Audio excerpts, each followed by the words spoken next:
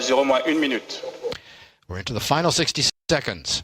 Give us a chance to say hello to our friends at ISRO in Bengaluru, to our friends at Arabsat, to Inmarsat tonight in London, Helisat people in Athens and in Larnaca in Cyprus, to the Thales Alenia Space teams in Cannes and Toulouse. Hello locally to the Kourou, Sinemari and Cayenne sites, to our industrial partners ISA and CNES, and to all of you following the broadcast on the internet. We hope you are enjoying it.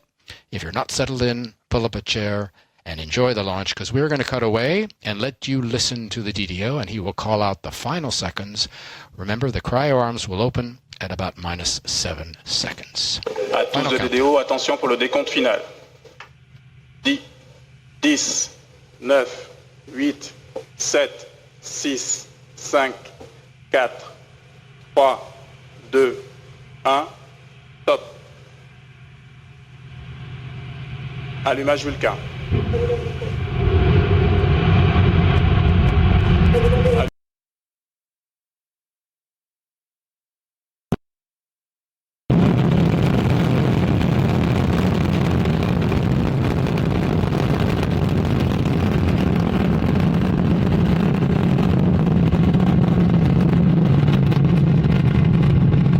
Les paramètres bord sont nominaux.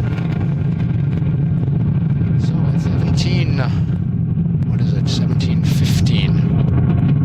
18:15, and right on time, well, with a 5-minute delay, Ariane 5 began her mission, lifting off La propulsion est nominale. in French Guiana with a lot of fire. Nice shot of the birds on the port side as she took off. I don't know if you could see that. The DDO is saying that everything is going smoothly on board as Ariane begins her mission, the 7th for ArianeSpace. Tous les paramètres à bord sont normaux. 2 new satellites for new services for new customers around the globe. The 2 boosters are providing 90% of our thrust right now, propelling the launcher along her trajectory at an ever higher velocity. 774 tons is her mass at liftoff. She's burning 5 tons of fuel per second, 2.5 tons in each booster, plus the core stage and the middle is burning another 300 kilos of fuel every second. And Ariane 5 now following the program in her onboard computer, which is located on the upper stage. This gives all the orders, including stage separations, which we will La propulsion est nominale, la trajectoire est nominale, tous les paramètres à bord sont normaux. Propulsion and trajectory normal, says the DDO. We're in the first of 4 flight phases. We'll describe each in turn and in detail so you can follow Ariane as she heads east across the Atlantic. Right now, the first flight phase. The single first stage engine and the 2 boosters are burning. The boosters will each consume 240 tons in just over 2 minutes, another 20 seconds roughly for them to burn. They'll be the first to be extinguished. You'll hear that also, Tous les of course, from paramètres the à bord sont DDO. normaux. We're 15 kilometers from the pad here in Jupiter, and the sound is just Séparation coming des over. 2 EAP.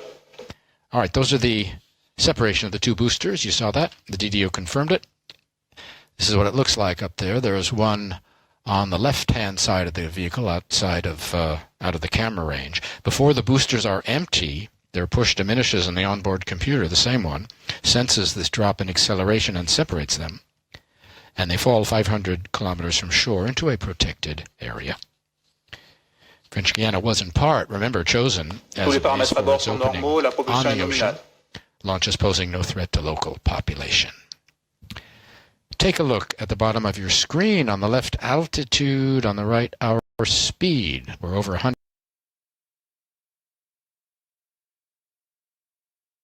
The film mentioned Helisat 4 to be launched next year. That new satellite will be launched also by ArianeSpace. We should have a launch replay coming up for you.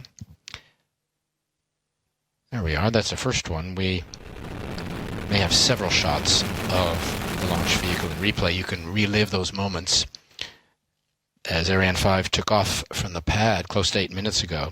We have cameras at several of the half-dozen observation sites that are stationed at the base, and they furnish us with shots from different angles. Here's the second one. We should have more. I think we're going to have a third one. The closest observation site is called Toucan, like the bird, and many of our VIPs are out there tonight, and that's closest to the base, about 4 kilometers. Wonderful view. We're in the second powered flight phase. The single engine core stage is burning now. While you were watching the film, we were also picked up by our first downrange tracking station in Natal over the border in our neighbor, Brazil. A fast mission tonight. Telesat Inmarsat will be on station in just 10 days. Michele Franchi of Inmarsat this morning told us that last month they launched from Florida, and the satellite won't be on station until early August because of the mission's different, involving electrical orbit raising and such things, but not today. They're going to be right there in a week and just a few days. Extinction de l'EPC sur commande de guidage. There you saw the extinction of the lower stage and the separation, and watch the nozzle on the upper stage. There it is, turning right on. These three commands, extinction and separation of the lower stage and ignition of the upper stage, given by the onboard computer in about 13 seconds. And our onboard camera giving a shot of the lower stage falling back into the Atlantic off the Gulf of Guinea. We are now in the third powered flight phase, the single upper stage engine that'll burn until plus 25 minutes, or 16 minutes roughly. Job of the upper stage is to take the satellites to their injection point, position them for separation, and then release them. That's its propulsion role, but it has a second role that comes during its ballistics phase, and we'll get back to that in a while. Our next film, another look at our first passenger, this time on the Inmarsat side.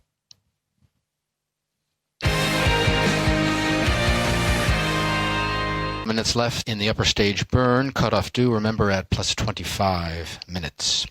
Inmarsat and Telesat sharing what they call the condominium satellite. Two independent missions on one satellite doesn't happen every day. So for this mission, we have two satellites, but three customers and three clients for flight number 238.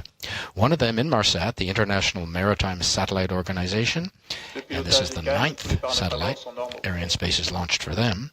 It's the very first launched for Telesat. We're going to turn to our second passenger, a first film now on ISRO and GSAT 17. Less than a minute to go in the upper stage. Il reste moins de 1 minute de propulsion de l'ESCA. Tous les paramètres à bord sont normaux. Some other key players, other dramatis personae, these are the satellite mission directors. They decide if their satellite is ready for launch. They follow the campaign and give the okay for each stage of its preparation. All that going on here at the CSG, Europe's spaceport, the world's only dedicated commercial space base. ArianeSpace operating the launcher family here, and ArianeSpace having another very busy year here at Europe's spaceport, one reason being that launches at the base are getting closer and closer together. This is thanks to a shorter and shorter time between launches, less than 15 days between most of the 6 launches so far this year. Ariane's mission proceeding on schedule. We're coming up on extinction of the upper stage. You'll see Extinction de l'ESCA. There we go. DDO has confirmed extinction of the upper stage right on time. So Ariane has hit her maximum speed, you can see on the bottom right, which just disappeared, but it'll come back, 9.3 kilometers per second. You see the speed Début des manœuvres en vue de la libération du satellite HS3 IS. At 39 minutes, she'll be down to 7.3 kilometers per second. All is functioning normally on board. You're watching ArianeSpace flight number 238. Take a look now at a film outlining the relationship between ArianeSpace and Telesat Inmarsat. From the DDO on separation of our upper passenger, due in just about 10 seconds. Début de mise en spin au profit d'HS3 IS. Moment of high concentration here. The teams have gone through these procedures before, but it does call for tremendous focus. All eyes are on their computer screen. Séparation ELASAT 3 Inmarsat S EAN. And there you are. The first good news of the evening. Successful separation of our first passenger, and you can see her leaving the mothership. Telesat 3 Inmarsat S EAN right on time, separated off of the coast of Africa. You may notice that the people here in Jupiter are politely holding their applause because the mission is not over. We still have to separate our final passenger, GSAT 17. But the handshakes have occurred, and there'll be more of those at the end of the mission. The separation mode, you might have seen longitudinal spin, minus 1.5 degrees per second. The composite is spun counterclockwise. Now that Helesat Inmarsat is up, some of its early maneuvers: telemetry acquisition in 11 minutes from its Mingenew station, Australia. Initial sun acquisition 2 hours after that. Partial solar array deployment 1 hour after that. There will be 3 apogee burns, we are told, on the 3rd, 6th, La manœuvre au orbits. profit du SILDA se déroule nominalement. The satellite will reach its position on day 5, and day 6 will see full solar array deployment, as well as the beginning of on-orbit testing, and all that handled by the new station in Nemea in Greece. Inmarsat opened this station in the Peloponnese 2 years ago as part of its European aviation network. Coming up on separation of the SILDA, this, remember, is the structure that lets us carry a second passenger. We've used the SILDA or an Séparation du système de lancement double Ariane 5, times. autrement dit SILDA. You can see there's its separation, the black bell-shaped structure, revealing GSAT to the elements. Total weight for the 2 passengers today, 9.2 tons. Both have 15-year lifespans. The 2 passengers today are the 190th and 191st to be launched on an Ariane 5, and the 423rd and 24th to be launched on an Ariane vehicle, because remember, before Ariane 5, there was Ariane 1, 2, 3, and 4. Helesat Inmarsat is the 149th satellite built by Thales Alenia Space to be launched by ArianeSpace, and there's 7 more Thales Alenia satellites in the Ariane backlog waiting to be launched. You may have heard that Europe is developing the successor to Ariane 5. Very big news. The decision taken by ESA in 2014, develop Ariane 6, more market-driven vehicle to meet customer needs and market changes, including per kilo in 2 versions, 2 or 4 boosters, one institutional and one commercial. Now that the satellite is up, let's hear a bit more about its first maneuvers. We'll be back with more in a moment. GSAT in about 7 minutes from now. The upper stage, it is coasting now. We're out of our propulsion phases. It has a dual role. Propulsion came first. Now this ballistics role. With extinction of the upper stage, her propulsion part is over, and she's carrying out this second role. We are coasting, and the composite is being spun counterclockwise in a series of operations. You can see some of that on the screen. These maneuvers range in time from a few seconds to a few minutes. And all this why? Well, we have to separate the first satellite in one direction and one altitude. Helesat Inmarsat was separated at 1,200 kilometers. Then we separate the SILDA, which you just saw, in a second direction and another altitude higher, 1,500 kilometers. Finally, GSAT has to go in a third direction and altitude, and she is separated at 3,600 kilometers up. All this also to avoid risk of collision. Space ballet, they call it. The attitude and control system uses small thrusters to perform these maneuvers. You might be able to see them pop on and off on the screen. What do you think? Take a quick look. The vehicle lost 240 tons of fuel in each booster. That was 2 minutes after liftoff. Then came the first stage. She used up all the 175 tons of propellant in that, plus another 14 tons of dry mass that was the lower stage. That was also shed. Then we separated our first passenger, 5.5 tons. Then the SILDA, 0.5 ton. So what's left of 774 tons? Count it. The upper stage, 19 tons. The vehicle equipment bay, that's the white band in the composite, 1 ton. GSAT weighs 3.5 tons, 3.4. Some adapters, a couple hundred kilos, so roughly 25 tons. Less than a minute until separation of GSAT at 39:01. Separation, of course, marks an end as well as a beginning. It's an end to the launcher's mission, but the start of a lot of work for the ground crews around the world who will monitor and track the satellite, test it.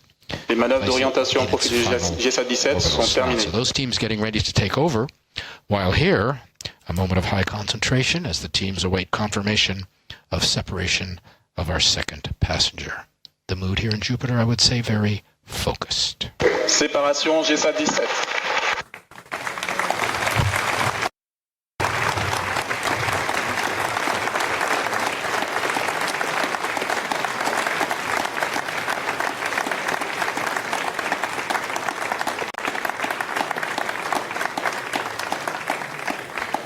So, the final good news, and you heard the applause from the people here in Jupiter as Ariane 5 has delivered her second passenger, GSAT 17, out over the Indian Ocean. And you saw the separation different from the first passenger, GSAT 17, separated via a 3-axis stabilized mode. So, from the tense minutes just moments ago, you can see the change here in Jupiter. Handshake smiles very buoyant all across the Space Center. And equally at all the points and posts where people are following the launcher and the satellite, work is just beginning or soon will be at the different ground stations for both Telesat, Inmarsat, and for GSAT, and at other sites around the world. Meanwhile, back in Jupiter, we are waiting for the traditional post-separation speeches, podium being set up for our speakers, who will include Luce Fabricant of ArianeSpace, Michele Franchi of Inmarsat, Christodoulos Protopapas of Telesat, Nikolaos Papas, Greek Minister for Digital Policy, Marios Dimitriades, Communications, Bertrand Moreau of Thales Alenia Space, and Dr. Sylvan of ISRO,